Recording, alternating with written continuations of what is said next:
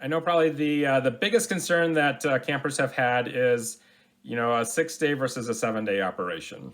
And just to let you know, I get it. The advisory board gets it. We are looking at ways that we can get back to that 7 day operation.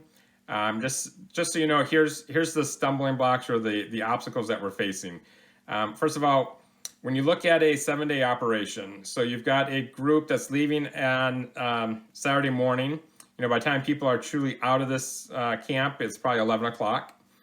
And then by 4 o'clock, we have to have this entire camp turned over, everything cleaned, all the bathrooms cleaned, all the toilets and stuff cleaned, all the buildings cleaned and ready to go for that next group of campers. So as beautiful as all these cabins are, and having all those individual bathrooms and individual showers and stuff like that, it just makes it very hard to maintain that. If you've got the staff to do it, then it's easy. But I will let you know, for this summer, we had one housekeeper for the entire summer. We have our maintenance crew. We've got 2 on maintenance that were helping out as well. The staff would help and do some minor stuff. So the summertime staff would help and do some minor things. But to be able to turn a camp over in 5 hours was just not possible. I can't guarantee that come next year we'll have the staff to do that as well. We're also low on our international students. That didn't help either. So we're looking at different options in terms of the staffing problem. One of those is we're looking at trying to find companies out there that we can pay to do the cleaning for us. The problem is you're paying probably like 3 times as much as you would pay if you had an employee. So we did find some people towards the end of summer that were helping with doing some of the bathrooms. We've also found another company that's been helping us here in the fall. But I will let you know, we are paying close to 3 times what a base salary would be for an employee here. So part of that is our base wage is probably too low. We need to find ways to raise that and get it up to a more competitive rate. The issue is that then affects everyone else that works here. So the Y is hesitant to do too much with that. But it is something we need to look at. We also need to look at our international students. This year we only had 2 students from international countries. And I know that we've used to have, up to 15 people here from international areas. So why is that? What's the big difference? I heard that, there were visa issues. I also heard some other aspects that were causing problems. But then when I would talk to camps, they would say, oh, no, we've got 15 or 20 internationals.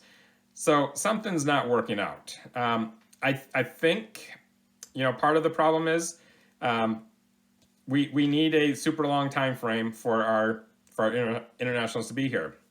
You're talking early June for training, all the way through ideally Labor Day. Now, what I've heard from the different companies is that the students, depending on which country, some of them are available earlier but need to leave earlier. Some are available later and can stay later. So it all depends on what country they're from, depends on that part of it. But if you think about the international students, when they're coming here, they're not just coming here to work. They want to be able to travel. And so if we are working them the entire time frame that they can be here, that gives them no time to travel. So they're going to go and work at a camp that maybe is only 9 weeks, which is the typical, when you're hiring an international, you're looking at a 9-week commitment.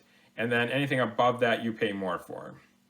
So, we're asking them for like a 12-week commitment or a 13-week commitment. And it's just a lot more than maybe what they can do. So we need to look at that program and look at how we are structuring the program. Is it that we bring in someone at the beginning of the summer and someone towards the end of the summer and they just overlap and 2 people create 1 position? It's more expensive to do it that way.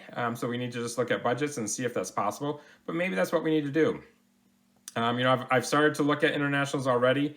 And their dates are skewed. It doesn't necessarily fit well with what our availability would like to be. So we do need to look at that. We also need to look at going with more than just one company. There's multiple companies out there that work with international students.